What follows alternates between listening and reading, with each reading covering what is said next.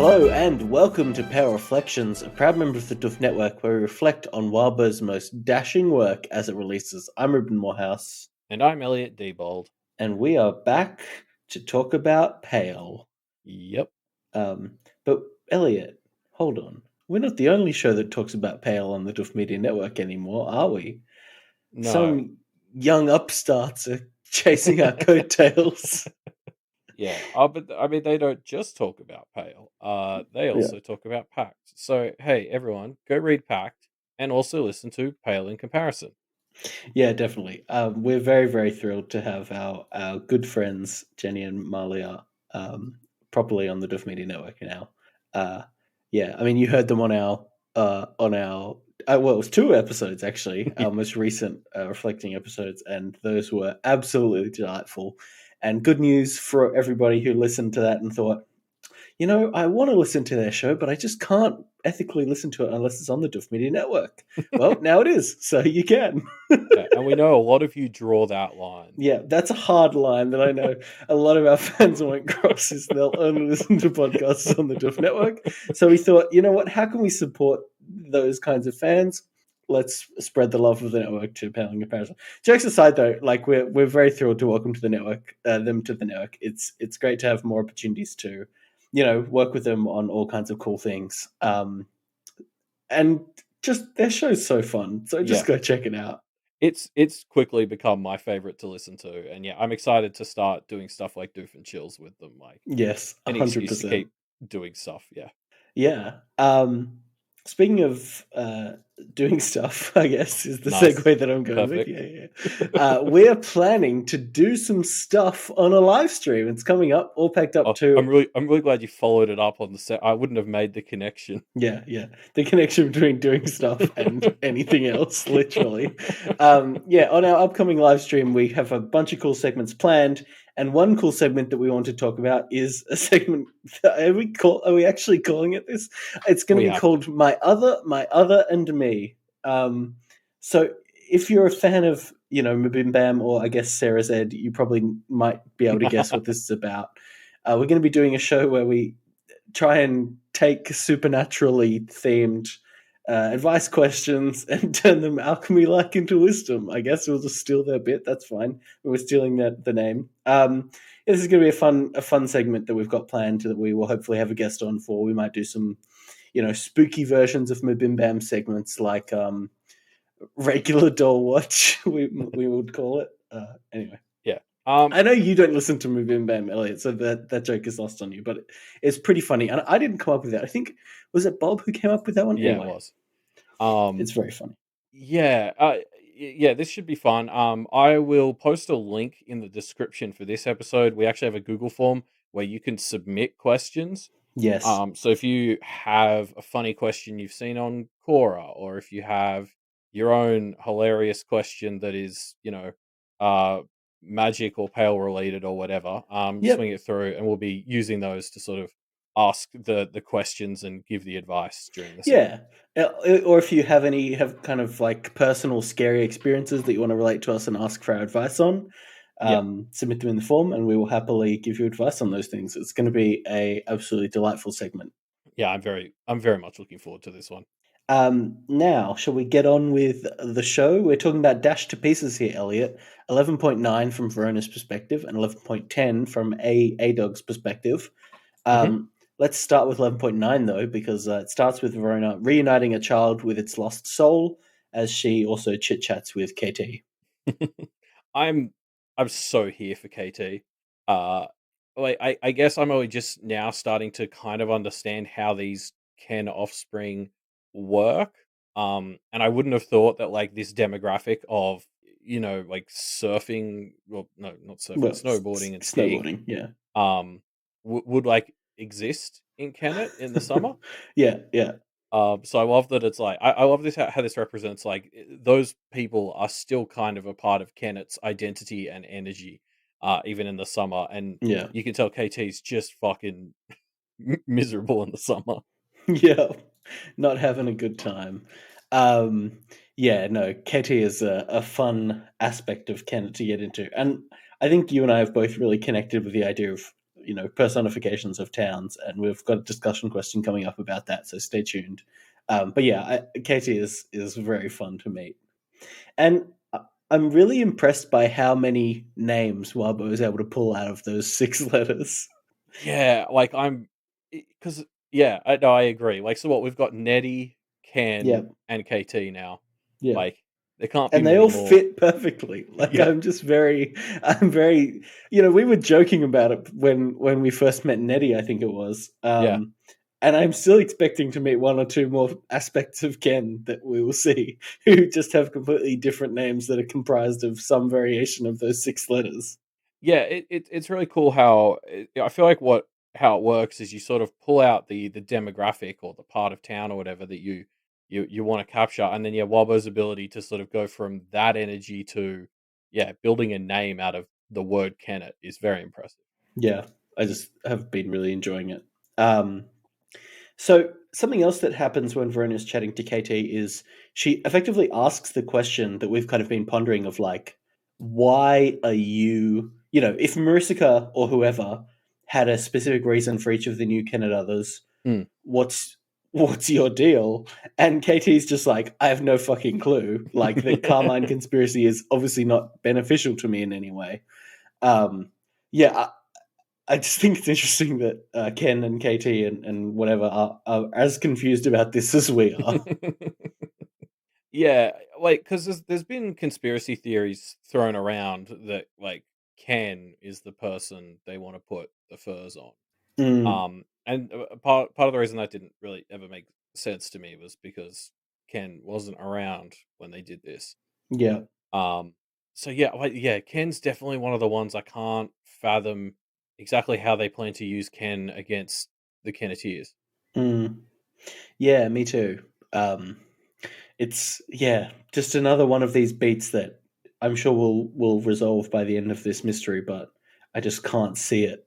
You know? Yeah, it is good to know though that like KT confirms for us that Ken isn't involved, isn't Yeah, really a fan. Like it's kind of nice to know that the town itself and like the innocents in town are not really on and board with not any of this. necessarily. Yeah, exactly.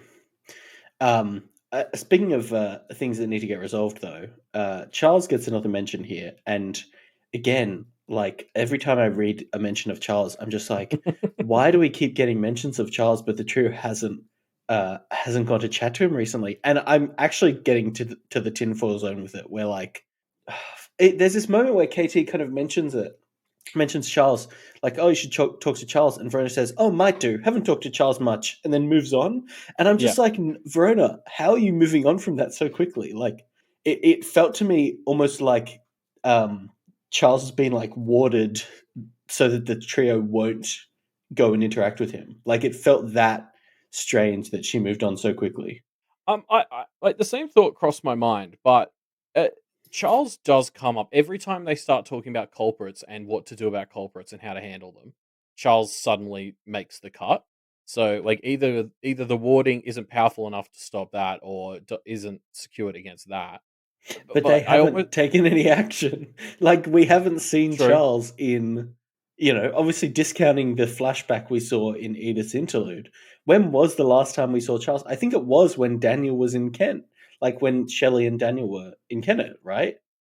No, we did see they did see Right. him at He one of was the he was meetings. briefly at one of the council meetings as Yeah. well. I do keep forgetting about that, but God, Um it feels like it's been a while. Yeah, well, they barely interacted directly with him in that. Like Yeah, Avery talking to him before she went to fight Daniel was like the last time one of them had a good conversation with him. yeah, which was Um, ages ago. yeah. So rather than the rune hypothesis, I think the tinfoil direction I've decided to go in was like the fact that he much more readily comes up when they're talking about what to do about culprits and like who they should punish. And Mm, then he never seems to come up when they talk about like going just to check in on him or ask him advice. mm, That feels like karma bullshit to me. Like, I wonder okay. if, Yeah, like, KT here mentions that Charles keeps his head down as the town keeps getting worse, which makes sense. He's that does vulnerable. make sense. Yeah. And I'm wondering if, like, he's still getting hurt and suffering anyway. And, like, that feels like one of these karma things we've heard about where it's like, since he's kind of suffering, the universe is just kind of nudging the Kenneteers away. But every time they maybe think, because if they see him, they'll probably try to help him. And so the universe is just like, oh, you've got other stuff to do. Um, So them being kept away from Charles is in disservice to Charles rather yeah, than yeah. in So aid yeah, of any conspiracy. again, still kind of clinging to this idea that Charles is like not a willing participant in all this Yeah, nonsense. yeah, So the idea that like eh, just because the town's a mess and maybe because of Marisica, like Charles is in a bad place, and it's kind of like that's just like the universe just isn't really helping them think about. And that's why like suddenly when they think about punishing him, the universe is like, oh yeah, I could swing that part. Um, but yeah, I don't know. That's the vibe I'm getting. I'm hoping they eventually go to see him, and he's just like in a really bad spot, and they're like, oh holy shit, we should have been helping you yeah. We ages should ago. have checked in earlier. Um, I am very keen to actually see them meet up with him though, because it's just something that, like, honestly, always sort of really properly occurred to me as I was typing this part of the notes out. Is like they can go and question him, but again, he can lie. Like Hmm. I'm just so used to this story now that you kind of forget that it's like when they want to talk to him, he can lie. Like they can't ask him Yeah, so you questions. can't trust what he's going to say anyway. Yeah, like he can say he was under their thumb, and I can't believe that Mm, even if he says it. yeah, So that's that's just going to interesting. be the fun wrinkle, and I feel like that plays into all this karma stuff of like not trusting him. Mm, yeah, I wonder if whatever he says, the trio just aren't going to believe him anyway, even if it is true from Karma. Yeah, exactly. Like that feels like a very easy way for karma to sabotage Charles is like just increase the doubt the Kenneteers would have about him like telling the truth. Yeah, yeah, I could see it. Um, mm. So yeah, Verona departs from KT and heads to Half Hardy House. Finding Lucy is already there, and they catch up for a bit. I, I'm so fucking down with this like base, the house on Half Street. Like I'm ridiculously in love with it as a concept. It's like the ultimate like fucking kids on bike secret base shit. Like the only thing I don't like about the house on Half Street is the fact that it didn't show up till Arc 10. It is pretty good, isn't it? I'm definitely enjoying that they have a space that feels safe, that is not just their houses, because those spaces, obviously, especially for Verona, but also for Avery, as we see in the next chapter, are not especially safe. Yeah, and just like the clubhouse vibe, it always suits stories like this, and Yeah, it's yeah, got a cool, catchy name. It like it's literally hidden away, and then apart from that, it's just a house that they're like. I can't wait to see what Verona and the others continue to do to this fucking house. yeah. Um, Verona finally starts doing some home renos on it this chapter, and it's pretty fun to see. yeah, like especially the bit where she does with the I know I'm jumping ahead, but like the bit with the cursed heart where she just sort of puts it in a container and writes like cursed heart, be careful. Like the very like dead dove inside Exactly what I was vibes. thinking. Dead dove do not eat. Um, I was just picturing after that, like, can you imagine, like, in the far future when Verona does like pass away or whatever, and there's Mm, going to be some poor schmo who has to like bundle up her house for like an estate sale, mm. and it's going to be a fucking nightmare for Disaster. that person. Yeah. There's going to be cursed shit everywhere that's like poorly labeled. Like fuck knows what Verona will have accumulated by the time she's like 80 or whatever. Mm. Yeah, it's yeah, she doesn't seem like the type who she seems like she would be a hoarder. I'll just say. Yeah, yeah, a bit, but especially if it's like, especially her space alone, she probably would like. I could just see her developing a system that is kind of incoherent to anyone who's not her for like labeling stuff, like just doing Mm, colors or something, and then like honestly, that's a serial in and of itself. Just the poor like junior practitioner who gets tasked with cleaning out Verona's house and fucking finding all the wonders she's got bundled up inside. mm, yeah. Yeah. But sorry, back to reality. Back to reality, yeah, not this fan fiction that you're writing. I mean, this catch up with like Lucy and Rona is obviously great. I really liked the moment where they start talking about Avery, and Lucy's basically telling her that Avery's not okay, Mm. and Verona starts trying to like figure out slash guess what's wrong, and Lucy just sort of stops her and is like, "Look, I tried to do that when you were upset with the furs, and it didn't work. Yeah. Why don't we just ask her what's wrong and like try to address it?" And I was just like, I'm so glad that first of all, that's their new technique. Like, hey, what's wrong? Can I help? It's Yeah, good yeah, technique. And also just that now they feel close enough to Avery that they neither of them's like, oh, that might be awkward. Like they're both yeah. just like, It feels let's like do it. an actual strat that they can do. Like it's to compare to like Jeremy and Wallace. Like there's the conversation with Jeremy later with Verona, and she's like, "Do you ever talk to Wallace about stuff?" And Jeremy's like, "Not really." Mm, And yeah, and he classic was just male like, "Is that a relationships. yeah?" But he was just like, "Is that a thing? Like maybe boys just don't do that." And I was like, "Speaking from my experience, they don't, but we should change that." Like Well, yeah, Verona's right. Start doing it. it's a real classic toxic masculinity kind of holdover, right? Yeah, yeah, exactly. Like I yeah, I'm still dealing with that. Like I really struggle with Hmm. that stuff. And she's like, yeah, fucking Brenda's right, Jeremy. Try to stop doing that. Mm, yeah. Um, yeah, yeah. I'm definitely enjoying the trio continually having each other's backs in such increasingly strong ways. Yeah, I will say that right at the end though, Lucy does all this stuff to basically after they've done sorting out Avery, Lucy starts to take care of Verona, and then Verona's like, "Oh, you're telling me to be happy. Are you happy?" And Lucy's like, "I'll be happy when we catch the criminals, and like I'm gonna go stress out somewhere else now." And like walks off. Verona's like, "Oh, okay," and I was like, "Is it though?" Like, Maybe that requires a bit more active intervention. yeah, I don't know. I guess we'll say. To be fair, that is just kind of Lucy. Like, um, she is somebody who's going to continue to stress about this stuff to some degree. So maybe I'm overreacting, but Mm, yeah, mm, I don't know. Put her on the list next to Tashlet and a few other people who I feel like have had these moments of being like taking care of other people, and then as soon as the attention gets turned on them, they're like, "No, I'm fine. What are you talking about?" yeah. Yeah, the wounded healer types, I suppose.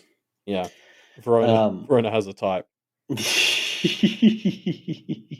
yes. Speaking about Verona, I thought this was very funny in this conversation where Lucy says, do what you're good at, Ronnie. Uh, go do what you're good at, and we can tie it back to what we're trying to do.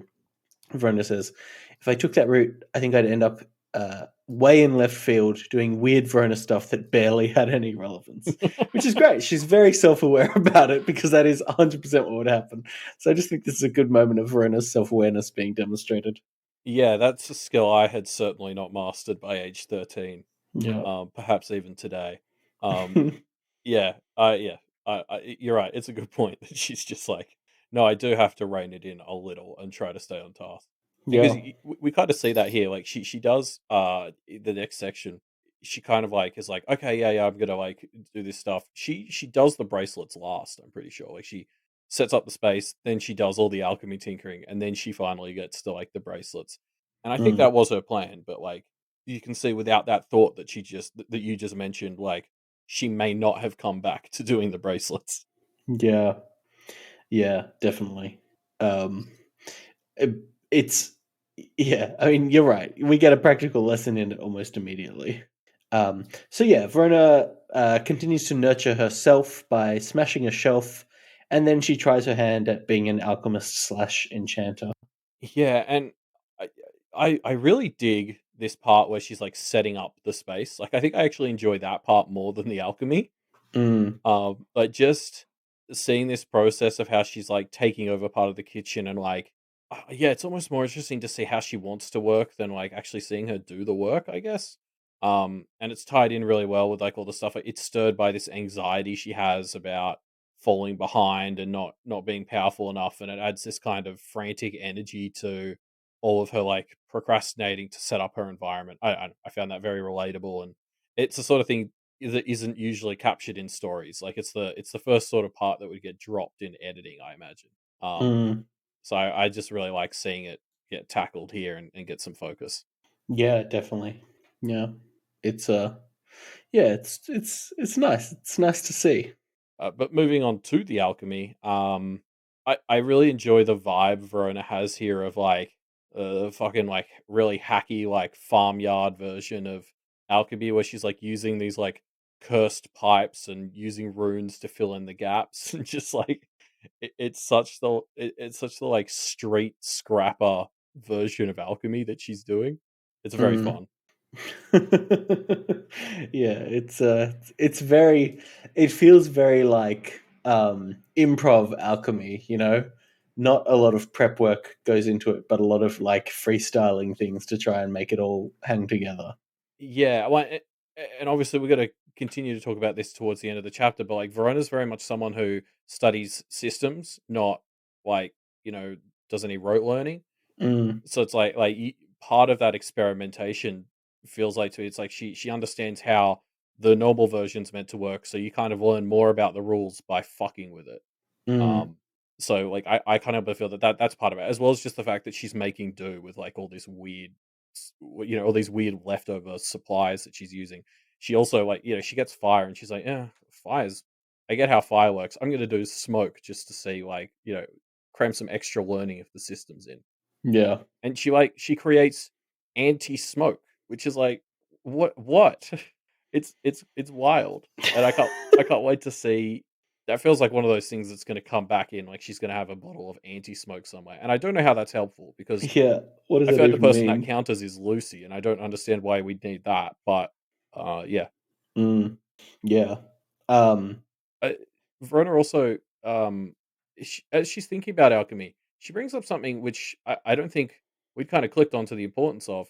mm, There's this like specific lineage of alchemists in the area who have constantly come up in terms of canon. Like Jabba is created by one of them, and then Edith said that it was the same lineage that gave her like her syringe 1.0.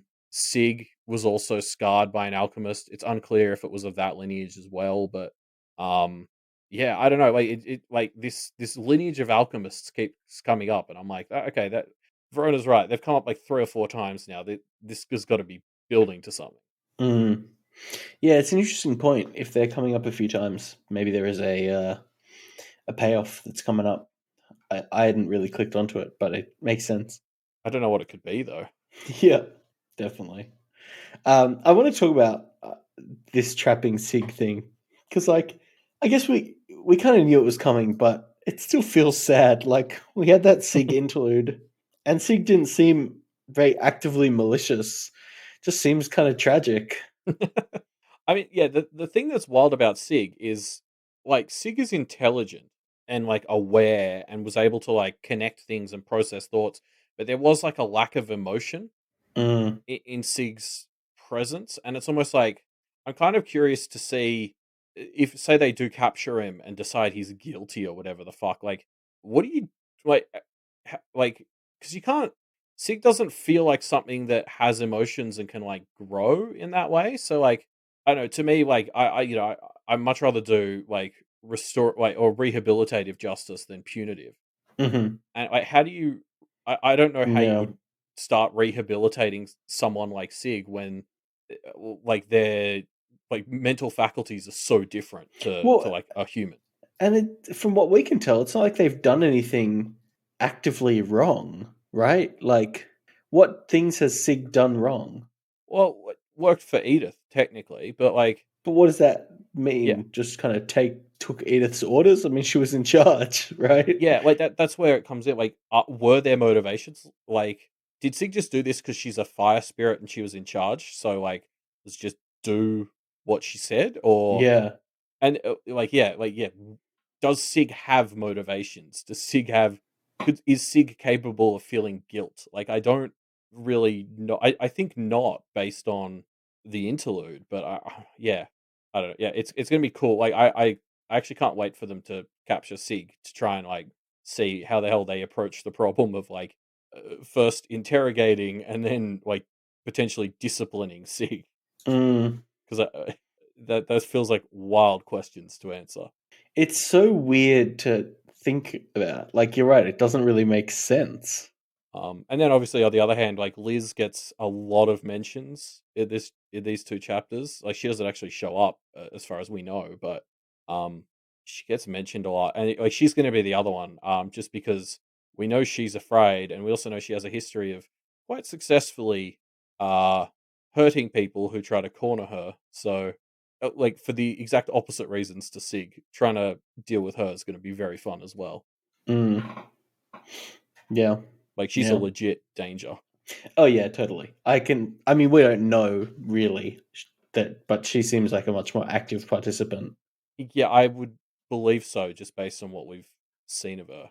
Yeah, I mean, we did see her decline to share information with the Kinetiers, right? So that's pretty actively insidious.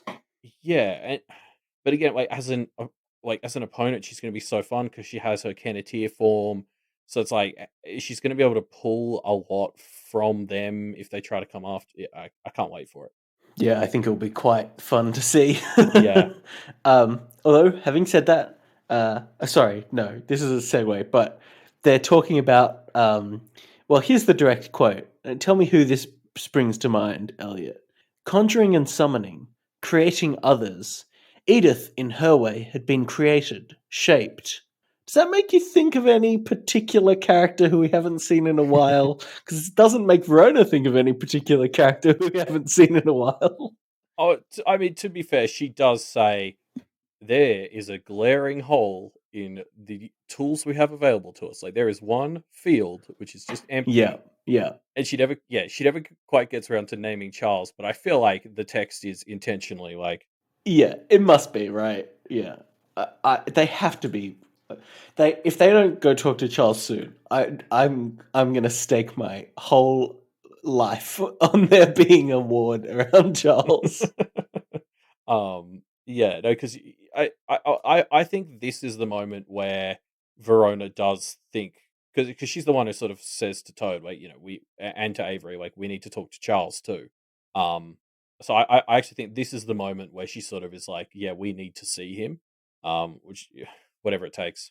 Yeah, The interesting thing is, like, she talks about how it's a huge gap in their knowledge and all that, and I was like thinking back to the Blue Heron Institute, and like it sort of barely came up there too, right? Did they have a lesson on it? they had the lesson where they created the There was the dolls. like the doll. Yeah, which is pretty close, right? That's creating another. Yeah, I got the impression that was more enchantment, but I suppose these things are all a bit of a spectrum. Yeah. Um, yeah, I don't know. I just like I went to the student guide to quickly check who was a summoner at the school, and there was that guy Jarvis who I think we like had one interaction with because he was like Silas's mate. Um, but I did notice one of the Oni trio was listed as a summoner, which kind of makes sense given Rook's abilities as well. So Mm, I don't know if any of them could help fill in these gaps because it is just so weird that the one sort of practitioner in town, that's the specialty they've learnt next to nothing about. Like that's mm, very suspicious. yeah. Yeah. It is suspicious. I don't. Yeah. I mean, I've already said it. We'll have to see Charles soon enough, or else my life will be forfeit. um. Well, you'll Anyway. join him. Yeah. Exactly. One way or another, we're going to see Charles. I'll tell you that. So yeah, Verona gets a call from Jeremy. As it turns out, Sir is moving on. He's going to live with Melissa now. Yeah, it takes Verona a while to admit, but I feel like most people's reactions when they first read that is, "Oh, that's good for Melissa. Like Yeah. Yeah. she She needs needs someone that." to take care of for sure. Yeah, she just needs companionship, and like a pet is a good start. Yeah. Um. Or do you think Jeremy is lying here? He's trying to see if Verona likes him for him or just likes him for easy access to a cat. So I'm like, no, I Yeah, don't no, think I he's also doing that, don't think but that. it leads into a point, and which is like Verona's kind of a dick to Jeremy in this section, right? Like, Mm, I feel like I said something similar when they were on the beach. I think that was last week, where she kind of had that moment where she was like, "Oh, I can make fun of you, but you can't make fun of me," and it was a yeah. bit like, And then here, like, she's very much like, you have to keep the cat. I'm like mad that you're not mad. I'm mad that you didn't try harder. And Jeremy's sort of like, are you joking? And Mm, she like just kind of keeps going at him. And by the end of it, they sort of agree to keep meeting up, which is nice. But like the whole interaction left a real sour taste in my mouth. Like mm. I was like, after that other one and this one, I'm like Verona. Like if She Jeremy doesn't do well, does she? no, if Jeremy, like, I guess he can't dump her because they're not in a relationship. If Jeremy decides to stop seeing her, I'm Mm, I'm gonna have to side with him at this point unless something changes. mm. Yeah. Yeah, I don't know. I mean, we kind of predicted that there would be problems in their relationship, and it's sad that it's happening. I I'm just sad that it's this way. I didn't quite expect it to be like I guess I thought Verona would at least continue to have the pretense of wanting to hang out with him, whereas it kind of seems like at least to herself, she's been selling a lot of her hanging out with Jeremy as well. He has Sir, and it's like with that excuse gone, she's sort of having to confront the fact that she actually just really likes spending time with this guy. Mm, I can't help but feel that that is part of what she goes through here. So I don't know. It'll be interesting to see what they're like the next time they sort of meet up, mm. and then if if like Wallace or Lucy pitches a double date at some point, that'll be a hilarious disaster, I imagine. Yeah, no, I think so.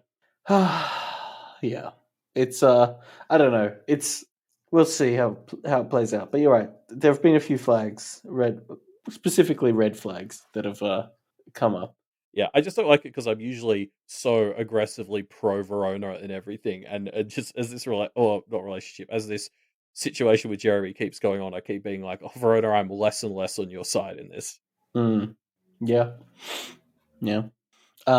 So next, Verona goes to head with Avery. Sorry, just my brain just completely farted all over that sentence. Verona goes to hang out with Avery, whose house is getting very chaotic. Yeah, half the family's gone. Didn't help. hmm Yeah, It the good wasn't just half the is number of gone. them. Let's not mince words. Sorry. The good half is gone. Yeah, a good feels like a strong word for Rowan, but he's Well, yeah, certainly not Rowan's bad. really getting lumped in, getting a Yeah, pass for the in that description. But yeah. the neutral and good part has gone. Mm. 'Cause, like, Rowan's biggest plus is that he's nothing. Like, he's not a Yeah, problem because he's also nothing. yeah, yeah. Um, yeah, is this is Verona's first time going to the Kelly's house as a human, right? Like, Yeah, that's why they don't recognize her, I guess. yeah, Carrie has that hilarious moment, but like, it just sets the tone so well that first they have a huge argument before opening the door, and then Carrie answers it. And she's like, "Why do you even want to hang out with Avery?" You just tell Verona's like, "Avery, help! Mm, Please come down here." Um, and yeah, like Verona's completely overwhelmed this whole time here. mm, It's a really interesting contrast to like how in the zone she was in her workshop, like all alone. And then she comes here and she's like talking about like speech bubbles to represent just how overwhelmed she is by all the sounds. yeah, Yeah. it's really not her scene, right? Mm. Like clearly. Yeah, and I keep loving that like difference between her and Avery. Like, Avery went to Verona's house and was kind of creeped out by how lifeless it was, which I think is Mm, fair. But then Verona goes to Avery's house and then gets overwhelmed by how busy it is. mm, yeah, yeah. Yeah, I just this is a great moment, wasn't it? Just Verona.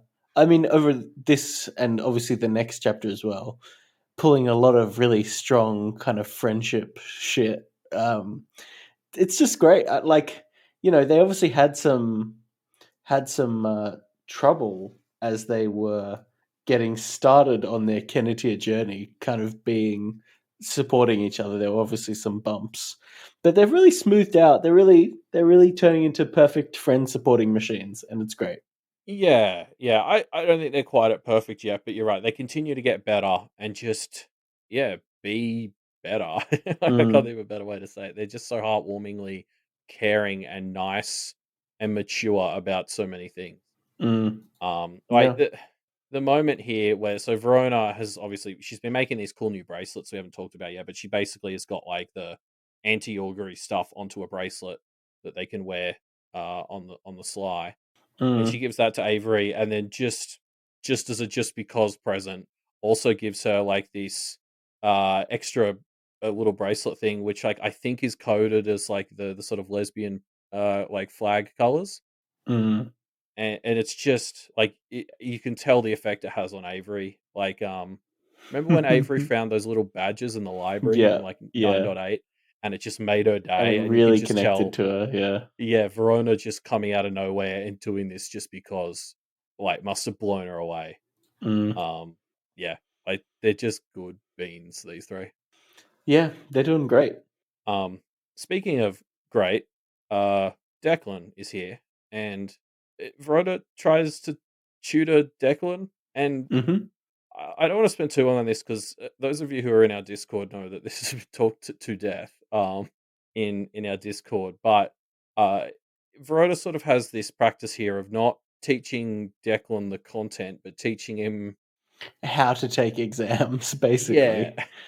Yeah. Um, and part of why I don't want to spend too long on this is I am processing a lot of my own thoughts and perhaps biases from the way I grew up with education on a lot of this. But like, I still can't help but feel that this is something that Verona does do a lot in a lot of circumstances. This kind of finding the easy path to get out of stuff she doesn't like, and I worry that that is something that's going to catch up to her in some parts. Like, But it's not just that, it's looking at the rules of the system rather than strictly learning the content, right? Like it's the kind of tricks that you pick up in school of like, oh, the longest answer, the one that contains the most information is probably the correct one, like stuff like yeah. that. Well, yeah, and I was always a fairly good test taker and crammer for tests. So like something that definitely I got through a lot of university by basically being able to bludge most of the semester and then just cram Yeah. really hard, do quite well in the final test, and like get a fairly decent grade. And then, Yeah. by the next semester I've forgotten everything to do with that course. Mhm. And it really caught up with me by the end of university. Like I had a horrible last year because I was essentially having to relearn most of the other content I'd done in the previous 4 years, Mm. because of this stupid habit I developed. So I may be projecting onto Verona, but I can't help but feel that that's the sort of situation she can be setting herself up for. Um, Which is a very short-term gain at long-term loss situation, right? Which is kind of classic Verona. Yeah, and like it's hard because like this sort of stuff does work. Like with the alchemy, it is Mm. perfect for the alchemy. And it was like the degree I did at university had two halves, and there was the computer science half that I liked because it was similar to this stuff Rona's doing with the alchemy, where you can like much more get away with not having to learn a bunch of facts and do rote learning, but doing that very like learning the concepts, learning how to apply them, and being able to build solutions. Yeah. Like that's very much the way Verona thinks. Yeah. Um, and where that doesn't serve you is something like in the medical science half of my stuff, when like you had something like anatomy, and you just had to learn to sit down and fucking memorize, 100 muscles or something for the test. Mm. And those were the tests I constantly flubbed, because I couldn't do it, and I tried to do hacky things to get as close as I could, but like that's the part that really caught up to me, and that's the stuff like with Verona. It's like you're gonna do well with stuff like the alchemy, but you have to watch out for this other stuff that's sitting in the wings that yeah, could come to bite you in the ass. Mm. Yeah. Yeah. Totally. It's a Uh, fair point.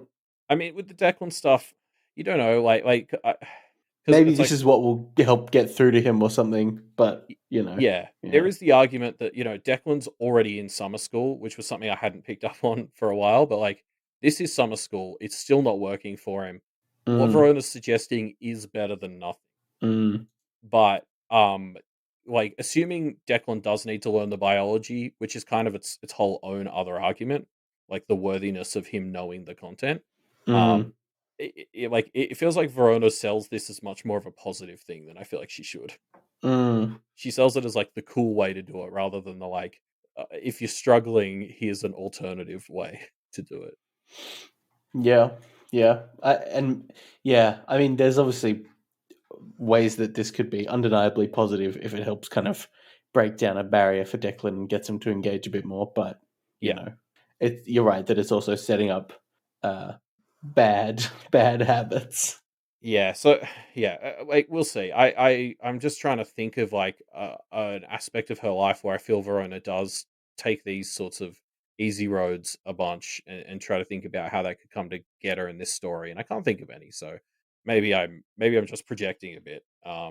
Because I mean that said, she can do like pretty good learning. Like at the start of this chapter, like she asked KT for advice on a diagram, and KT's just sort of like, oh, it needs those like fancy lines and shit. She's like, oh yes, Reguli barriers. I was getting to that, and I'm like, holy shit, here's this big like book word. Um, So like, she can learn content when she needs to. Like maybe it is just a matter of like getting Declan and her out of these situations where they're just not going to learn it. Mm. Yeah. Yeah. Should we move on to 11:10? Yes. So we're in Avery's head now, and Verona has is wrapping up her tutelage of Declan, and they start talking about the promenade. Declan has some good instincts about it, and then some bad instincts about everything else. Yeah, so I mean, to start, Declan has this great line where like Avery asks like what they've been doing, and he's like, "Oh, Verona is tutoring me, and you're torturing me." And Yeah, those are quite pretty good similar, but wordplay. very Yeah. different. Yeah, and I was like, that is very funny and clever. Um, Now that we've explained that, we've kind of covered all the good of Declan in this chapter, and we can get to the rest of it because, oh boy, um, I really came out of 11.9 with this sense of like, this is the way we can fix Declan. Like Avery and Verona engaging with him and bring him into the promenade. Like this is going to fix him more than the Amber stuff ever was. Like we can do this. And 11.10 just like tears that away from you. Mm. Yeah, it's pretty rough. I mean, like, uh, when you start this chapter, when you start seeing what's going on, at least my kind of toxic masculinity sense was like, okay, like he's 10 years old, he's a 10-year-old boy. Let's extend a slight olive branch. And Yeah. that is burnt almost immediately, right? Like, Verona really is trying her best to be like not shaming him for it, but also like not being a cakewalk and trying to say like, okay, yeah, like you've had these urges and that's okay, but you've got to own up to it when you get called out. And Declan just like refuses to not be a creep about it. It's so rough. Yeah, you're right. Like Verona gives him so much slack. Like she's Yeah. like, "Hey, I guess that happened. Like, I I guess that happens. Just like apologize and we'll move on." And like, yeah, just really gives him the opportunity. And he just, yeah, he fucking doubles down on being a cunt. And Mm-hmm. uh, I mean, we'll obviously get into Connor's side of it later, but I think the other side to this, and I want to make sure I phrase this part very carefully because that I don't want to be misconstrued. Okay, so obviously, like Declan is in the wrong. Like that is Declan is in the wrong here. Of course, yeah. That said, Avery's presence and the way she handles it doesn't help. Doesn't help. Yeah, so a plug for a post on the subreddit, I guess, but Megafire has a big post where they're going into kind of like the dynamics of this family relationship and some of this stuff. And I definitely recommend reading it. But yeah, I mean, like, that comes up in this as well. The idea that like Okay. Declan and Avery have this dynamic of effectively being at each other's throats, and that means that when Avery is here, Declan can't help but default to this like, oh, I'm on the defense or I'm on the attack kind of mode, and Avery mirrors that effectively. And Verona tries to break through it, but cannot. Oh, yeah. Okay. Never mind. That was that was pretty much where I was going to go with it, but it sounds like Megafire beat me to it. Well, you can Yeah. also have had this thought independently. Like No, it's no, no. fine. No. I mean, what you said is basically what I was. I need to. Yeah, I haven't had a chance to read Megafire's post yet. I really need to get on it. Yeah. Because they've probably like got a much better way of explaining it than I do. But yeah, like that was the thing I noticed is like because yeah, it's not just Declan, but like you can like Avery is not as good here. Like there's this moment where Verona steps between them, and she's like, okay. Look, Declan, I'm going to give you a pass for that one time if you cut it out. And Avery like jumps in, and she's just like, there were actually two incidents just now, so if you're going to give him a pass on one, there's actually still the other one, and Yeah. it's just like Avery, Let it. like Yeah. that is one of the most childish things Avery's said in this like whole story. And I mean, I like mean, yeah, it's true, but she's it's not wrong, yeah. but yeah, like it's sort You're of like right.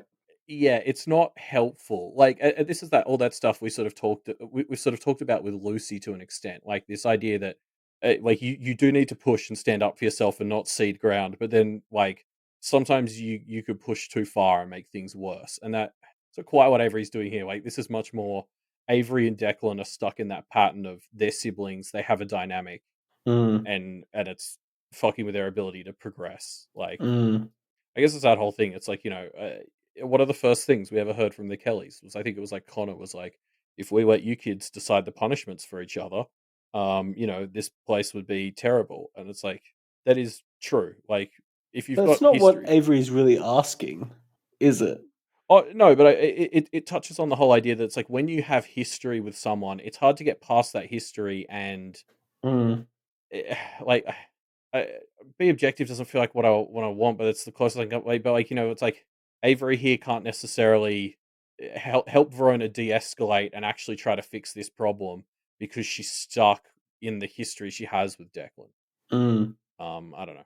It's a complicated issue because it's like Avery's not wrong, and I feel bad for like telling her she's handling it wrongly because it sounds like the sort of thing people would say to Lucy. Yeah.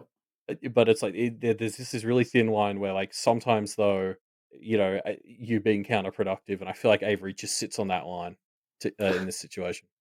Yeah, 100%. Um, yeah, it's messy. It's very messy, isn't it? Um, Yeah, I and will give props though to Declan because there's this part where they mention the ballerina and Declan says, "A ballerina so stupid and random." And I was glad that he said that because if he hadn't insulted that girl related thing, I was about to confiscate his man card. yeah, it's Oh, good save, Declan. Phew, that was a close one. it's yeah. God, he just continues to It's devolve in this just the chapter, doesn't worst, he? isn't it? I mean, again, though, like you mentioned it briefly, but there's always this part of me that as he's doing stuff like this, it's like he's 10. There's still time to fix this. Yeah, yeah, Um, 100%. I mean, it's just like, the media is shitty. Boys are shitty at that age. Hormones are fucked up for teenagers, right? Like, yeah, you that's can okay. give All him you, some slack, but not so much slack that he's been given slack in this situation, and he does not take it. yeah. Well, it's also like you just sort of listed out all the problems. It's okay because all that can be fixed with just one good parent. Um, but he doesn't have any of those anymore. Mhm. Um, Harsh I, but I mean, true. Harsh but fair. my other thought though was like, as you said this, I was like, "Fuck it, let's take him to the Falling Oak Avenue and get him to say that to her face." Like he sort of Yeah. writes it off. He's like, "Ballerina, like that's so stupid," and it's like, I mean, she's like one of the deadliest Yeah, others. she's murdered a lot of people, Declan. Like, all Like really right, highlights good how fucking luck. stupid that opinion is. It's like Yeah, she's the second most deadly lost. yeah. Yeah. Um, Also, sorry, my last thought from just this whole section was just sort of Avery better be planning to call Amber after this shit. Like, if Declan still gets to go to Salt Lake City, like, I'm gonna be mad. Like, mm, Avery needs to put a stop to that bullshit. mm, Like, I think we said that already because it was last week that we learned that like he'd managed to convince Amber to keep their friendship a secret, mm. which was already aggravating enough. But now after his behavior today, I'm like, nah, Avery, call Amber and pull the plug on this shit. Yeah, but again, I mean, like, that's not going to help the situation. It's just going to make it more toxic. I don't know. I don't know what the I, solution is. it's gonna hurt him a lot more than it hurts her. That's true. That feels a bit punitive, Um, but it does, but I more see it as taking a reward away. I don't know, which I mm, suppose is just punitive of a different flavor. It just Amber deserves better. Amber and Avery should go together. Honestly, they both deserve better people in their lives than Declan. mm, yeah. Um, yeah, and you know what is especially annoying is like Declan has some clever ideas about the mechanics of the promenade that the Yeah, trio clearly haven't had, and like his experience being a capital G gamer, an elite gamer, do come in handy. And it's just sad that he's so much of a shitbag because he would be good to have in their corner if he wasn't. yeah. And like Avery even has a moment later in this chapter where she's like, "Oh, I feel bad because I ruined it," and he was giving us good advice, and Verona's just like, "Don't feel bad. He was being a dick." Um, but yeah, you're right. Like he has two really good ideas. Like almost immediately, his thought is, "Hey, we should look for what the wolf didn't break." Which I was like, "Fuck, that's a really good point. Like, what was the wolf avoiding, not touching?" Like I didn't manage to find the time to go back and reread 10.1 and 10.a, but if anybody else did, like let me know if something stood out to you. Mm, Um, but then the other one was this idea that the more finders go on the path, the more shit's going to start to get fucked up. and stuff like the wolf might happen quicker. I really like that. I'm convinced that that's just the truth. It felt Mm. so right when he said it. Yeah. Yeah. Oh, one interesting detail though, they said that the promenade is still like an A to B path, Yeah, which where does it go? yeah, like that was not. They're right that that is actually something that had been established as like true of all the other paths. I think we did know that that was a path feature, but like it had been the impression of the promenade that I took when they were there because there were like different corridors and stuff to go down, and like I guess they can all obviously that it can still like just be branching paths to the same destination or whatever, but like I just hadn't got the impression from the way the Garricks were exploring it that it was linear at all. I thought it was just like a space to explore. Yeah, I kind of got the vibe of like it maybe helps you connect to other paths, but it doesn't have a specific. Yeah, I don't know. Yeah, I have the same vibe. I saw it much more as like a Super Mario 64 sort of level rather than a Yeah, like a Super hub Mario level. world. Yeah, Yeah, like much more of it. Yeah, yeah, Hub World's a good one for it, like especially with the trains. Um, yeah, I hadn't got the vibe that there was an end that they were trying to reach, and I wonder if that is an assumption they've all made because that's how other paths work, and it's not true. yeah. Because like the whole point of path, like it seems weird to just be like, this is a rule that all paths will follow. And it's like, have you seen paths? Like, what are you talking about? Yeah, yeah. Um, yeah, you're right. It's interesting. I mean, this again, all this stuff with Declan and the cool ideas that he has makes me think we're almost certainly going to see the promenade again, and we'll hopefully get some more answers to that. Then, Yeah, and the wolf has to come back. Yeah, yeah. I can't wait to go back to the promenade. mm. Um, moving on, tension boils over between the Kelly family. So Avery's dad comes in to check on the situation, and he doesn't do well. And Verona explicitly points out very with lethal accuracy all of the ways he's a fuck up. Yeah, he's a fucking moralist super cop. In Yeah, this segment, that's a Disco Elysium reference for those of you who don't follow the game club. yeah. He's trying to be a superstar cop, but really he should be a sorry cop. Go play Disco Elysium if you haven't. Just It's as an great. It's a aside, great it is game. a Yeah, very good game. yeah. Um. Anyway, yeah. But no, like Connor just, yeah, like all of his rhetoric here is like, first we need to establish peace and equilibrium, and then we can deal with the problem. And it's just like, it's infuriating, and Avery just storms off. Mm, And it really cements like I think Connor has for a very long time been the sort of face of like upper middle class centrist or something in the story, yeah. and that goes into just full gear in this chapter. Like he's so openly prioritizing peace over justice, and it just drives you nuts. Mm, yeah. He's yeah, and it's worse than what Declan does in a way because Declan's only 10, right? Even if he is a little shit, he's only 10. Avery's dad is an adult, and the thing I pointed out before, Veroni is able to so easily and effectively point out exactly what he's doing wrong. Yeah. It's like he gets completely told by this 13-year-old. Yeah, I like exactly like the whole thing with Declan to me is like yes, like shit's bad, but like he's 10. So it doesn't make the behavior okay, but it's like okay, this is something we can fix before like you can sort of, just turn him into someone who you write off or avoid or whatever. Like Mm, a lot of this like he escalates so harshly from like yeah, clearly crushing on Verona a bit to just like essentially chucking a tantrum when he's called yeah, out for it. yeah. And yeah, it's like that's shit, but also he's 10, so I get it. But Connor is the person who needs to fix this behavior, and Oh he's yeah, not. just completely failing. And yeah, like him refusing to act on it in a meaningful way, like Avery touches on it later. That is the problem.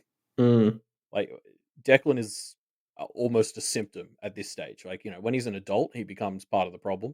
At this stage, he's a symptom that Connor is not fixing. mm, yeah. Yeah, it's rough. Hey, let's talk about this moment. There's a moment where Avery's dad accidentally almost calls Verona Lucy. It's so good. And like, the thing is, this isn't a real person. So the fact that he does this is an intentional slip up that has been put here by Wildbow. And I think that's fun. It's like a fun little what is Wildbow trying to signify to us here? Is it like Avery's dad not being connected enough to Avery's life that he has to kind of actively correct himself to tell apart her two best friends. That's the vibe I had. Oh, see, the way I read it is like Verona is channeling a bit of Lucy here. Like just the way, like when I was a 13-year-old kid, if I was at a friend's house and they were like arguing with their parents, I was flocking. I was part of the floorboards, right? Like I was disappearing into into the walls. Mm, The fact that Verona is just able to so casually just like keep being like you're being an idiot to hmm. Connor, that just feels like that's Lucy in Oh, me, I see. and So it's just like this is just a very Lucy moment that Verona's channeling, and that's where it comes from. yeah, which I think is a testament to just how well or how much of an impression Lucy makes. Because I don't think Connor spent that much time with Lucy, so the fact that he's already like making that little bit of confusion because it was certainly like yeah I just as soon as I read it I was like oh fuck like Lucy must have really made an impression on this guy because as soon as Verona starts like being confrontational with him he goes to call her Lucy. Hmm. Yeah. Um, yeah, I mean, I sort of mentioned it in my live read, and I think I stand by it. Like, this might be one of my favorite lines in the whole story because it's such a great example of like the detail and attention paid to characterization in this story. That like Walbo would chuck in a character misspeaking like that in a way that speaks to the characterization of all three of them so strongly. Um, Mm, yeah, I loved this moment. hmm. Yeah, it's good, isn't it? Um, Speaking of great moments that represent the shittiness of Verona's dad, sorry, Avery's dad. God, Or that's a both. slip up. If I'm comparing Verona's dad to Avery's dad, you know Avery's dad is in the shit. Yeah, Um, you just did what he did, but exactly, yeah. but yeah. He says of Declan's behavior that was half the boys I knew growing up, and all of them grew out of it, which is such a shitty justification. Well, yeah, it's so aggravating. I don't even know where to start criticizing all of this because it's like, okay, first of all, did they actually grow out of it, or did they just get smarter about like doing Yeah, it in ways where they yeah. couldn't get caught? When did they do it, and how much damage did they do before they got there? Uh, What he's really saying is this is what I was like, right? Like, Yeah, but like I think that the core problem I have with it really is that he's saying that that's okay. Like it's this whole thing where, and this is that whole philosophy that Connor kind of embodies. It's this idea that it's like things as they are right now are kind of okay. And so like he's like pointing at something like Declan and he's like, hey, yeah, like it's a bit of a problem, but you know, he'll eventually reach where I am and then it'll all be okay. And like I feel like Pale is so against that ethos, like, and like the Kettateers, like the idea that Declan waiting another 15 years to grow out of this behavior and be the norm is a good result. Just yeah, like flies in the face of everything I feel like this story is about. yeah. Yeah, it's toxic, right? It's toxic. Yep. Uh, there's also something that Avery is all about this chapter. Like she gets really defensive early on in the chapter about wanting credit for trying to help Declan. Mm, And it's that really jumped out to me because that was very like un-Avery like if you think about like arc 2 Avery like she was not the sort of person to like make a stand and be like recognize the effort I'm putting in. mm, And that sort of energy that she's channeling that I think she's picked up from Verona and Lucy um really sort of culminates in this moment where she basically challenges Connor on the fact that he's prioritizing Declan and Declan's side over hers and Verona's. And Connor has this moment where he says, I'm not prioritizing Declan here. I'm trying to accommodate him. And I was like, what? Why does Declan need accommodating? Like, yeah. What does that mean? That means nothing. I shit, actually, as I'm saying that out loud, didn't he get was he going to the doctor for something like right at the start of the story? Like Because a ADHD or something. fuck, was it ADHD? I don't remember, but is that where you're vibing?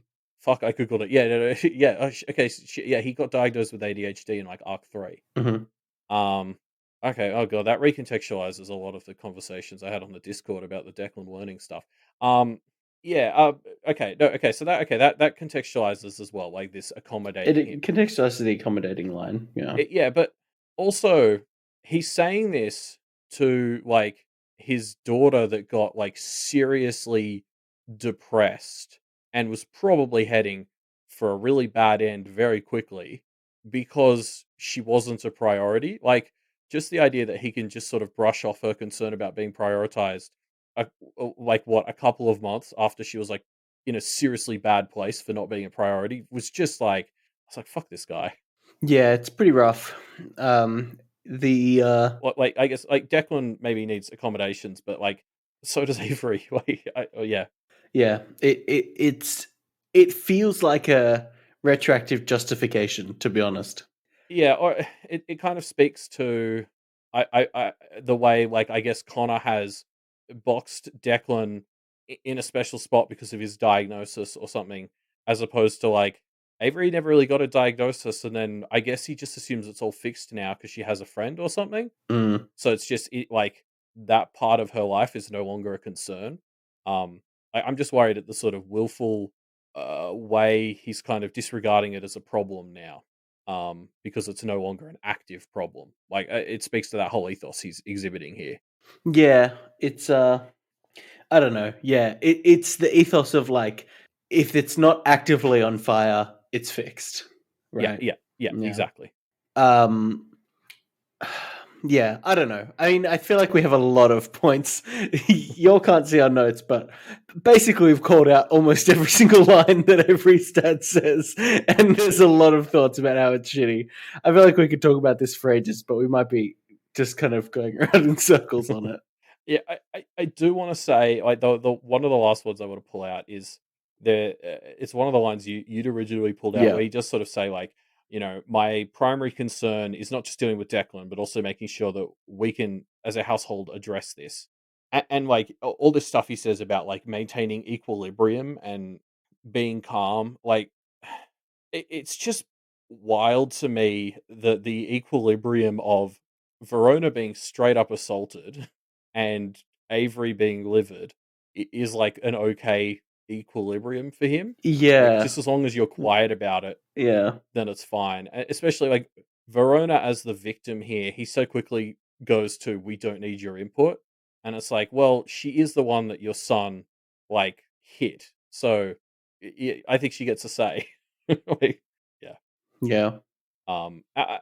I even think there's parallels to draw here between the Kelly household and Kennett. Like, so yeah, this whole idea that Connor brings up here is like, yes, we will deal with Declan when it sort of comes up, but the house is in this state of transition, so it's even more important now than ever that we maintain stability so that we can address problems in a calm way as they come up. And like, yeah, I couldn't help but think of like, just speaking of places that are in the middle of upheaval, which is the exact word he uses to describe their household. Like, Kennett's a fucking mess right now. Like, I wonder if this is going to start to tie into the some of the calls for justice in Kennett. Um, it's just like because yeah, like the Kennett as a town is burning down, and Mm. are people going to start claiming that you need to overlook, oh, maybe some goblins are just going to start attacking people or whatever, and it's like, yeah, but we need them on side to maintain the stability of the town. Like the Kennedy is going to start to get us to draw this same line in the town. Yeah, it's a good point. I mean, I like the idea of don't compromise around your morals on this stuff.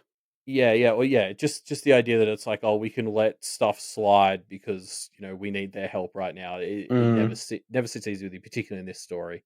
And it's kind of contrasted. Like, remember back in the Blue Heron Institute when we were going through changes there with Bristow, and Bristow kind of went all the other way. Like he went full dictator. Like if you step even an inch out of line, you get fucked up. And it's like now, like Connor's gone too far the other way, where it's like, okay, we need to let people get away with shit because stuff's unstable now. Yeah. Yeah. Yeah, I mean, based on how Verona and Avery respond to this, they will take the don't compromise in the face of, those kinds of things, which I think is, I don't know. I mean, I don't want to pull out a slippery slope argument, but I think it is the right decision on some of these problems. Yeah, well, it'll be interesting. It's an interesting line to explore. Like, where are you going to draw that line? Like, how, like, if someone is super useful to the defense of Kennett, do you let them get away with a little more? When is too far, too far? Like, I guess the Hungry Choir is actually our OG example of this. Like, Yeah. It provided a Yeah. lot of power and safety to Kennet. The Kennetiers are like, don't give a shit.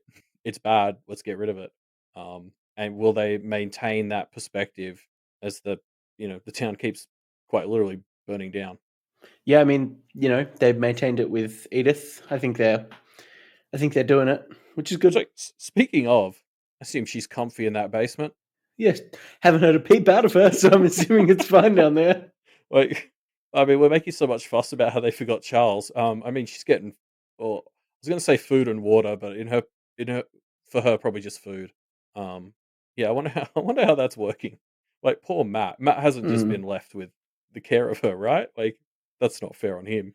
Yeah, I hope not. Hopefully, Toadswallow's like got people handling it. Let's not think about it. That's my strategy. Okay. So yeah, Verona and Avery leave and debrief between the two of them as they walk around Kennet. Yeah, and I, I guess I already touched on it, but yeah, there's this great moment where Avery starts to second guess if she should have behaved like that with Declan. And I guess while I have like criticized a bit of her behavior, Verona has this great moment where she's like, "Nah, look, you said it yourself. Gentle has been tried with Declan. It's not working." Um, and then Avery's like, "Yeah, but I think you're biased because you grew up with Lucy, and I was trying to channel Lucy." And Verona's just like, yeah, good." Like, don't Yeah, regret that. I was like, like that's one of Lucy's strengths. So yeah, exactly. I was like, well, yeah, fuck you, preach, Verona. Like, if you're gonna take something from Lucy, I think the thing the readership has the most fallen in love about, like with Lucy, has been like her ability to stand up to bullshit. Like, yeah, that is absolutely an admirable quality to steal from her. yeah, definitely.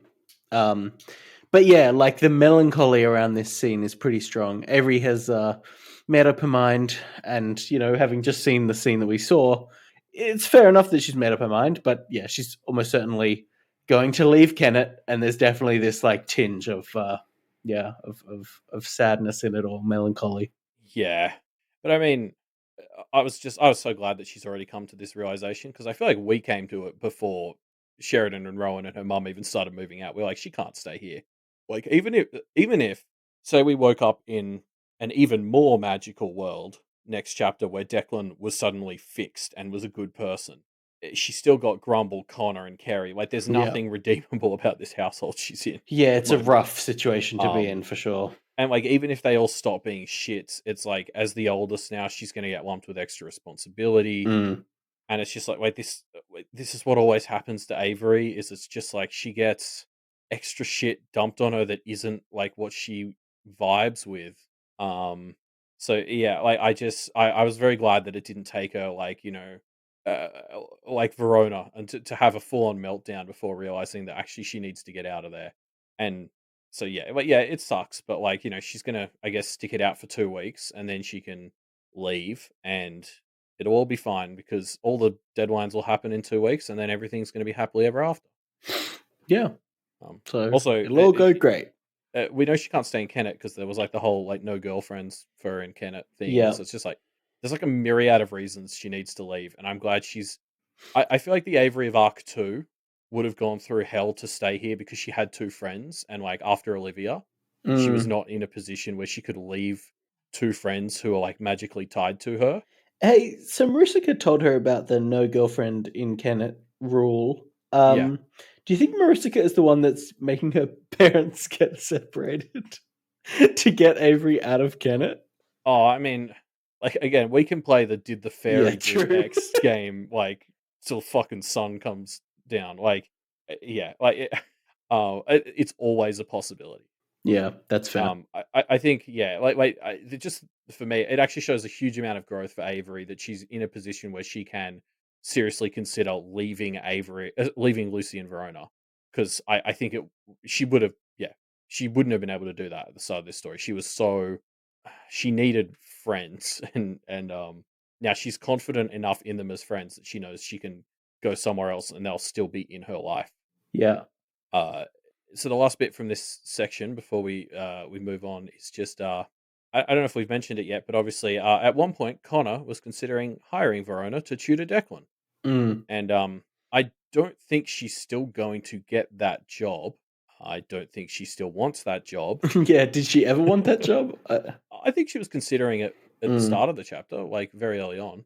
Like her and Avery started talking about how they could, extract more money from her dad. Um, I think it was a consideration before Declan revealed his true self. But I was very upset by this realization that she will not be getting the tutoring job because more and more this arc, like money has been something Verona has been thinking about. Like we didn't touch on it, but in 11.9, she's like engraving this water bottle, and like a number of times she sort of thinks this was a $13 water bottle. Like money, I, I guess like her dad has instilled this obsession with money in her, and as she's starting to have to take care of herself now, it's becoming more and more of a factor in her psyche. And I'm kind of disappointed she's not going to get a job because that's a challenge I'm really looking forward to seeing Verona. Like, I feel like she's very ill equipped to manage herself financially, and the more she has to do that, the more it's going to be hilarious. And I want to see it, so I'm upset she's not going to get this job. Mm.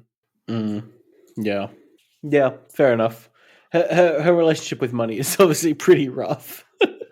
Yeah, and I just think her personality and yeah, just like the lack of skills her parents have given her to handle it mean that it's going to be like a rough transition for her to get like basic financial literacy. And I just kind of want to see that journey. Like from the very fairy perspective of she's going to hit some rough stumbling blocks on the way that's going to be hilarious as a reader. Mm. Yeah. Yeah. It'll be fun seeing her run into money problems. I mean, next time we see her have a conversation with her mum, I'm still expecting this huge midnight, shopping spree at the gas station to come up. Yeah, because I think Jazz left the talking about what you actually bought for 200 and whatever dollars Mm. conversation to Sylvia, which I guess knowing Sylvia, will have to wait till the finger guns court mandated uh, sync up. Yeah, imagine if Jasmine calls Sylvia and says this, and Sylvia's response is, "Yeah, what? So what's? Yeah, what?" And just kind of doesn't clock that that's something to be weirded out by.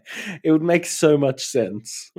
I could just imagine Jasmine calling her and be like, "Oh yeah, and you sorted out like the whole spending money thing," and Sylvia's like, "Oh shit, Yeah. yeah, I'll do that next time, I promise."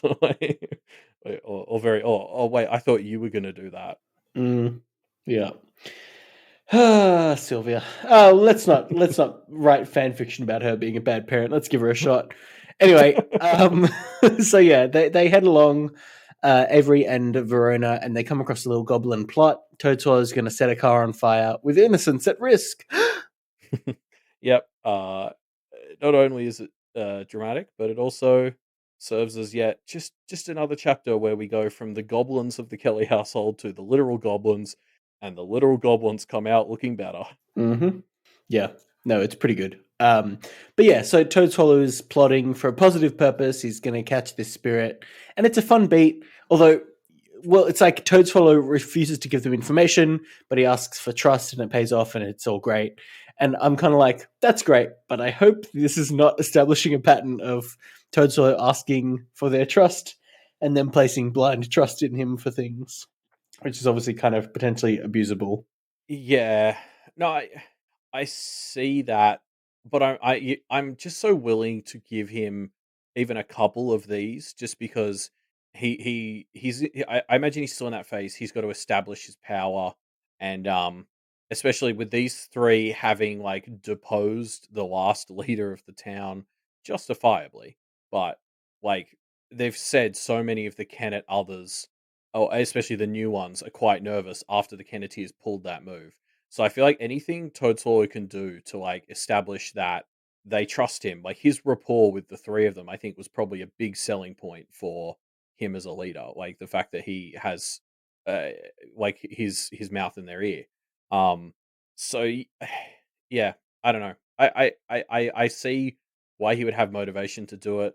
I also think he's right that if he's going to be this like mayor, he's going to have to handle things without their say so. Like they do Mm, need to trust him like this. Like, and you know, maybe it's a bit of a dick move and a bit obnoxious where when they do show up, for him to be like, "Well, if you hadn't come, you'd trust me, so keep trusting me." mhm. Um, but also, two of them elected a goblin, so like, you know, obnoxious. Like, what did you think was going to happen? Like, I don't, you put a goblin in charge, of course you're going to get kind of inconvenient and obnoxious. Yeah, So definitely. I'm going to continue being a Toadswallow apologist Yeah, for now. fair enough. It's a good point. He's a goblin. He's doing his best. Why not? Yeah, I mean, there is that moment where like they're sort of like, was there a way to do this without blowing up the car? And he says no. But I can't help but feel like the answer is yes, but it's not in my toolkit. Yeah. Like again, they've put a goblin in charge, and especially with the way Kennett's been going, like I think we talked about this when he first got elected, or even when he was just first a candidate. It's like that's going to put a certain energy into the town, and he's going to continue to boost the goblins. Like they mentioned when they first get there, the goblins are downtown in the evening. Like that's bold. Like Mm, only not long ago, Ken was making a big deal of like shifting the energy of the town so the goblins could go downtown when they were like drowning in all the wraiths, like earlier in the arc. And now apparently that I guess, you know, that precedent was set and like now that's just gonna happen more and more. mm, Um so we'll see if that becomes a problem. mm. Yeah. Yeah. Um, it, to put the Toad Swallow apologies aside for a second, though, I will say No, this don't do moment it. where, like, they do trust him, and it sort of goes, and then he comes up, and I didn't pull out the exact line, but he's basically like, "Thank you for giving me the benefit of a doubt and listening to me.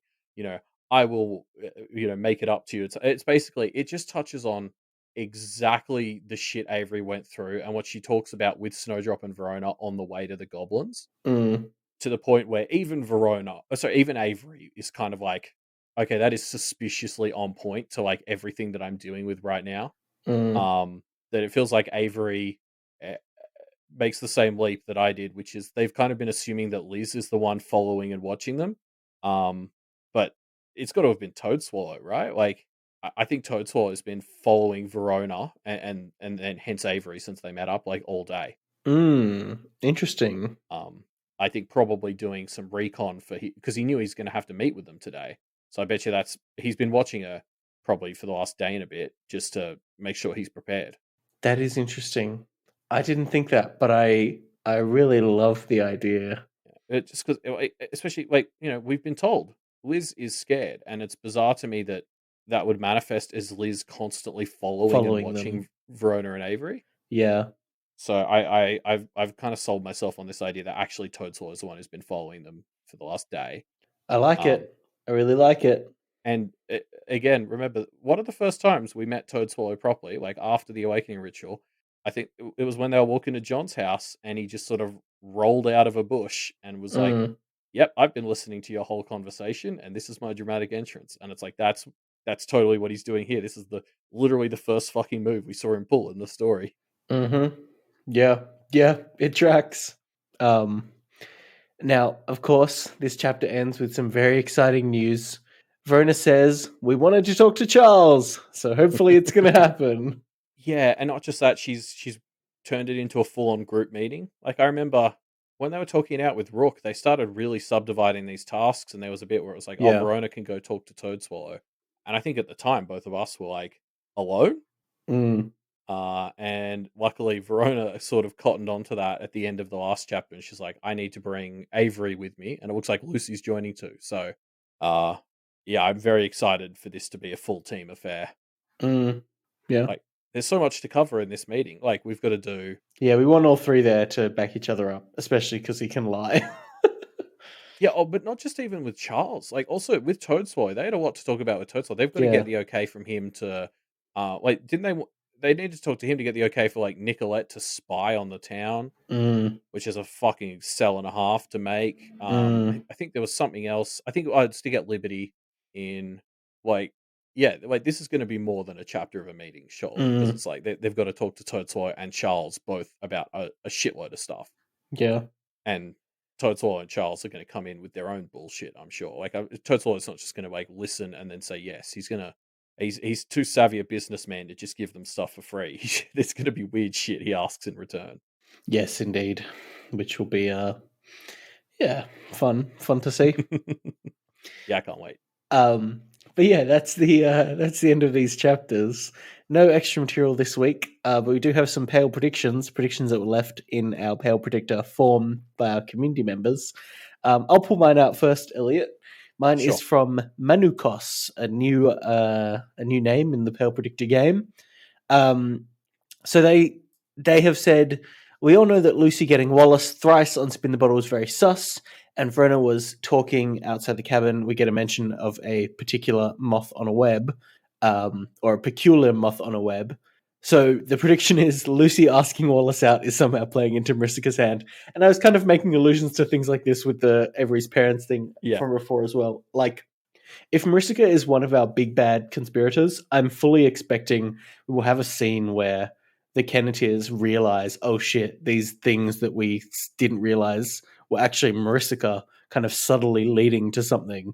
And I just want a montage of flashing back through these moments. And I think this is a perfect example of, I don't know how it would be true or what it would even how would it even be beneficial to Mariska, but I just want to see some moments like this that are like fully big brain wild things that Mariska was behind. So I liked this one. Yeah, because it's like, I mean, I love the boldness of trying to predict which ones are the Mariska plots, because at the end of the day, I think you're right that there'll probably be like one or two things where we'll be like, "Holy shit, we didn't realize that was a Mariska plot." But the thing is like, if there's two or three things that are like that, there's probably like 4 million candidates for what they are. Mm, Like, so yeah, I can't wait to sort of see what it is. I mean, maybe that's maybe there isn't, because I guess one of the things we've had is Mariska is not that good at people yet, and she kind of, like, to quote Verona, blew her load um early. So maybe there won't be any extra secret Kennedy specific Mariska plots. mm, Maybe her specialty at the moment is still just like others. That's why, like, that's where all the Kenneth others come in. mm. I Yeah, don't know. yeah. I don't know. So I've pulled out a comment here from, or prediction rather, from Yeah. Lapsed Classicist, a frequent predictor. Uh, Basically, they've predicted that Crooked Rook was brought to Kennet not just to be this like generically anti-practitioner thing, which is sort of what we kind of wrote her off as last week, um, but specifically to block a domain claim in Kennet.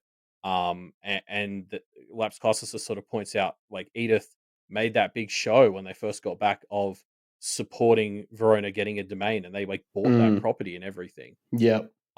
And Lapsed Classicist pointed out another detail I'd forgotten from the original introduction of the Canada Others, which was one of Crooked Rook's claims to fame is she stepped in for 8 attempts at the domain ritual And and yeah, blocked him. ruined all 8. Yeah. So the next stage that Lapsed Classicist takes this to is with Verona seeming to, like, feel more and more like she's vibing with the idea of a domain after all this stuff in the house on Half Street. Yeah. um, as it feels more like that's going to go. Life's Classicist predicts that what it might actually happen is that Crooked Rook is going to go full Oni on us and subvert the expectation and help Verona. Get her Or no, actually, domain. Life's Classicist just says allow the ninth domain. I'm extending it to. I think Crooked Rook's going to help make the Mm, domain. Um, and like, I guess my reasoning for that, like, just if I can just take Lapsed Classicist stuff and run with it, is we've obviously had this whole thing with Verona since she got back from the trip with her mum, where she's like had this new environmentally conscious streak, and that feels like it ties directly into what Rook's complained about with domains, which is when practitioners take them, the others lose access to it forever to some degree, mm, and we still don't quite understand how that works or what it looks like. But yeah, it says it's like, I love this idea of, well, if anyone can teach Verona how to claim a domain in like a environmentally friendly way, it's Rook. yeah. I really like this prediction. The fact Yeah. that it all ties together. Edith pushing for the domain, Mm. Rook's, 8 denied domain claims, which is like so on the nose, flagging like the next one's going to be Gonna be important. 9. That it's bizarre that we didn't think of it before this. Like Yeah. it's I it's so perfect. I'd totally forgotten the detail of the 8, and as soon as I read that and, like, went back to the thing to look it up after Lapsed Classes said it, I was like, "Holy shit, that's such a good pull." Yeah, Um, it a really is. as you touched on as well, the Edith bit finally, like, because that had been sitting in the back of my head as, like, why had Edith been so keen on the domain idea? And the only reason I had was, like, that it was somehow to placate Matthew, or it was Matthew's idea and she had to go with it. But, like, she seemed to have more control over Matt than that. So I was like, it didn't feel right. And the idea that she was intentionally trying to make Rook go after them harder Mm, feels perfect. mm, Like, and that feels like, you know, culprit plotting bullshit. yeah, yeah, yeah. It's pretty good. I really thought that was a great one. Yeah. Um, If you again, people like feel free to submit. Maybe we should make that a category, like predictions that are like, what like why one of the new Kennet others was brought in by the culprits. mm, Because I will continue to devour predictions from people along that topic. mm, yeah, um, yeah. It was a good one. Really good one. Should we get into our discussion question responses? Yeah. So our discussion question was: will Toadswallow be a good leader? Who would you put in charge? We've put out a bunch of responses. Thank you everyone who put in responses. I It's a hard question, I guess I'll say. Not a lot of people a lot of people had thoughts about the systems they could put in place, but not a lot of people had a specific alternative that they really thought would be a strong candidate. Yeah, which is how somebody wins an election. Yeah, definitely. So they don't have to be a good candidate. They have to be the best candidate. Exactly. Exactly right. So yeah, I guess I'll start by pulling out Vice Versailles had an interesting point, which is we don't Toastwallow's current demeanor kind of we know he has a plan that he's building towards, and so his current friendly demeanor could just be kind of a means to that end. We don't necessarily know that he won't get worse once he's in charge, especially because goblins can be pretty shitty, obviously. So yeah, I thought that was an interesting point. Like Vice Versailles effectively says, if he stays as he is, then he'll be a good leader, but we have no guarantee that he will. And I think that's fascinating because yeah, he could really get a lot worse once he sets up his his goblin shopping mall kind of plan. I don't know. He I don't think somebody would like get elected and then suddenly like not live up to who they promised to be mm, and who they were when they were on the campaign trail. Like mm, nobody would do that. You wouldn't get elected and then suddenly be a shittier person than you said you would. That's yeah, not how politicians do. yeah, yeah. It was interesting. Like I feel like Toady making campaign promises that he doesn't hold up would be a great continuation of the theme of Toadswallow as a kind of, conniving, almost capitalist figure. Yeah. But having said that, he has made oaths to the Kenneteers that would potentially get in the way there. Yeah, well, and he says he was. Remember how confused we were back when I think they were interviewing McKay, and it Mm, was like he was instantly like yes when they asked if he like genuinely wants to work with them. Like I think with Toadswallow, I think he is genuine in how he is. Like he maybe plays a bit politer than he really wants to or something.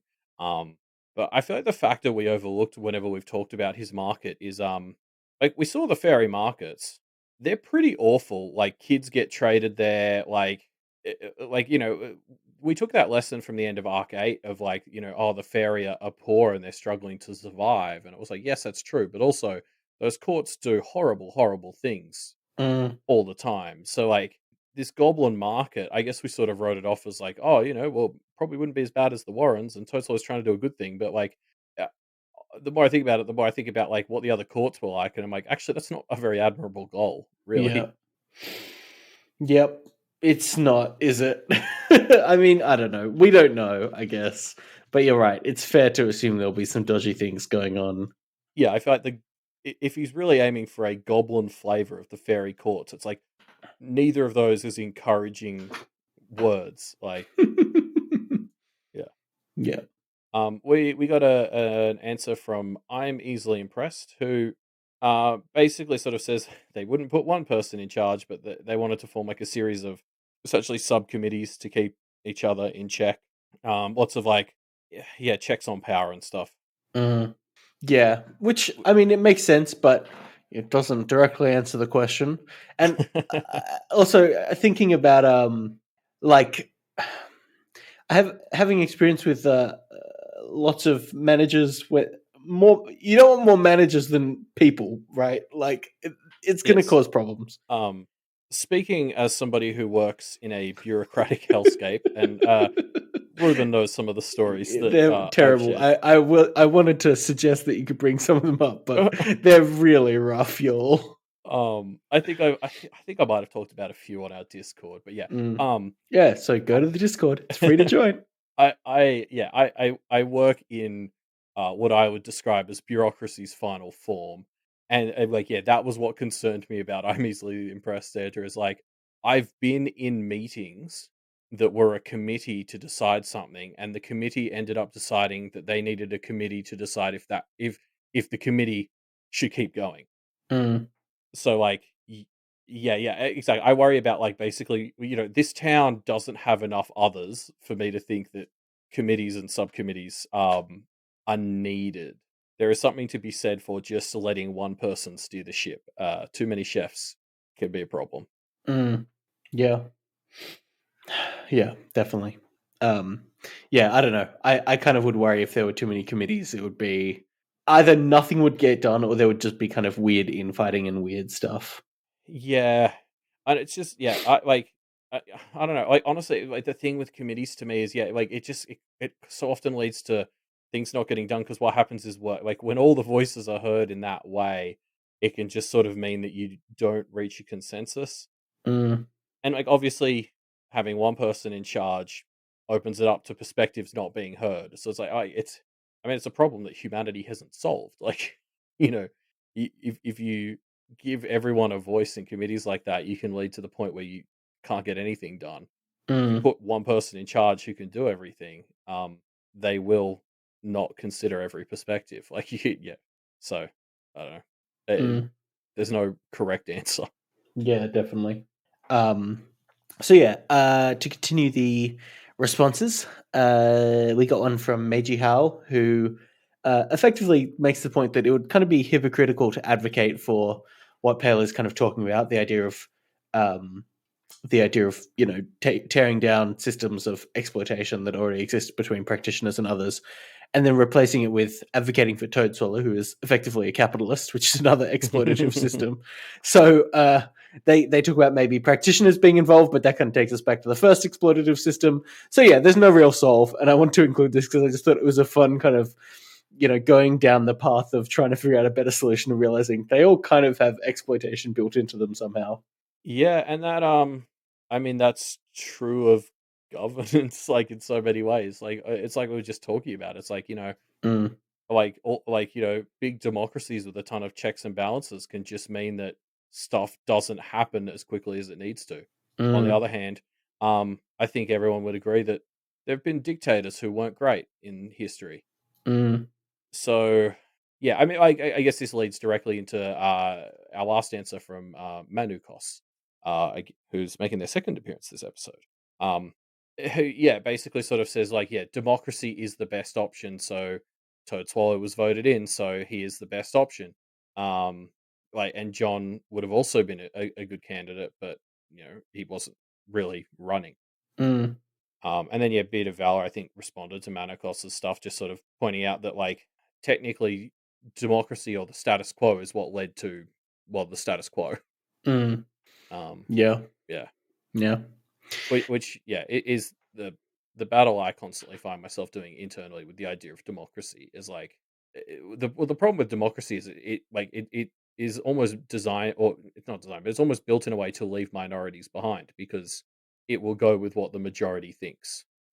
Yeah, but there are, I don't know, thinking about this, like, almost every implementation of modern democracy has some sort of usually geographical breakdown, right? That allows Yeah. a local representative to advocate in the ideal sense. And obviously, implementations of democracy often leave a lot to be desired, but in the Mm. ideal sense, allow an advocate to advocate for the maybe specific needs or desires of a subgroup, right? So I can kind of see it working, even if there's like eventually a council of like, the fairy advocate and the goblin advocate and the whatever advocate, like I could kind of see that working out.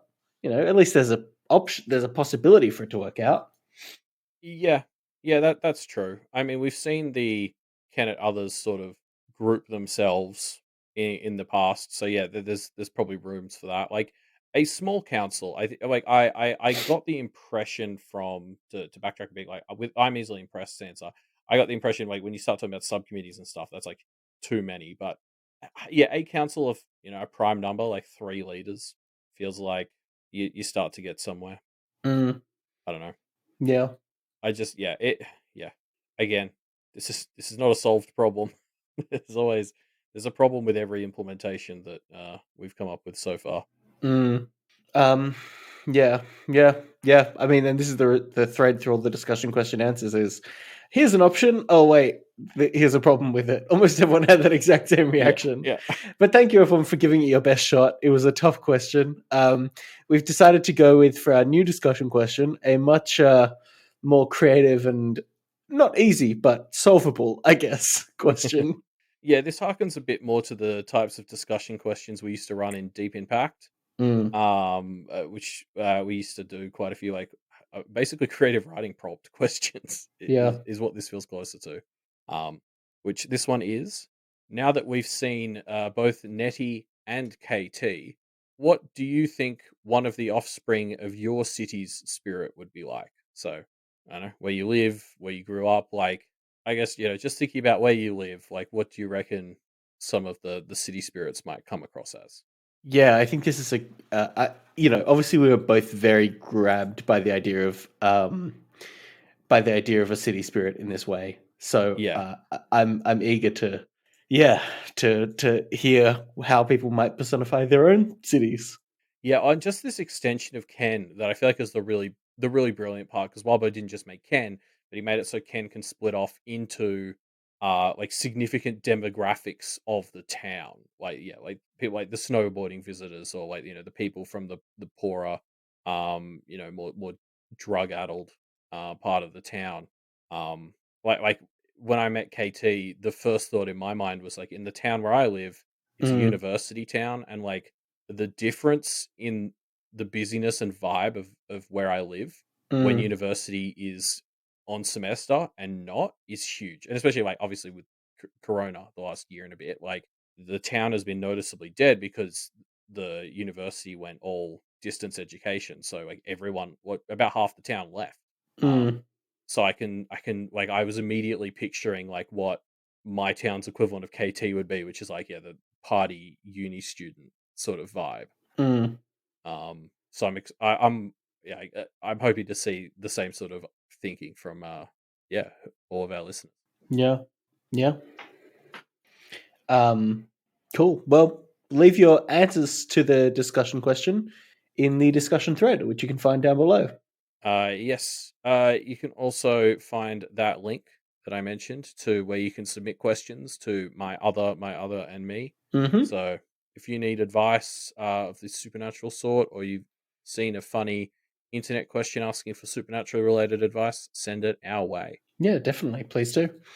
Um, hey, if you want to check out more from us, you can go to our Twitter. You can find us at Pa- Pale Reflect Cast. Nailed it. Yes, good. I knew it. On Twitter. So yeah, come check it out. There will be all kinds of cool tweets. Yep, and you find out about all the other shows on the Doof Network. Like, when this episode's coming out, just a bit ago, we did our game club. So that was on Disco Elysium, Mm-hmm. which we already mentioned in this episode, and the next one's going to be on Doom, the Mm-hmm. the video game Doom, Yeah. the 2016 one, not the original. Yeah. Um, Yeah. So but that'll yeah, be so fun. come join the Discord. Like people will be streaming it in there, so you can watch people. People will watch you play it. Like Ruben and I'll be doing the same. It's going to be a great place to hang out and talk about Doom. Mm. Yeah. Um, so yeah, come hang out and have a good time with us, I suppose. Yeah, don't forget, Pale in Comparison is there too. Yeah. If you want to support the Duff Media Network, you can become a patron. You get all kinds of cool perks. Head on to the Patreon to check them out, but there's all kinds of cool kind of bonus content you'll get access to, additional streams, all kinds of good stuff like that. So you can find more about that out by going to www.patreon.com/Duff Media.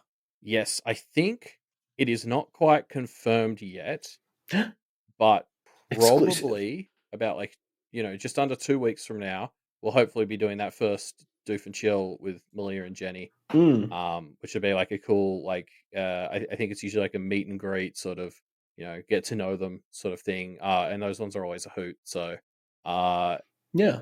yeah, I mean, if it's not in 2 weeks, it'll be probably as soon as we can schedule it after that. So Mm, that's the sort of thing you get access to if you're a patron.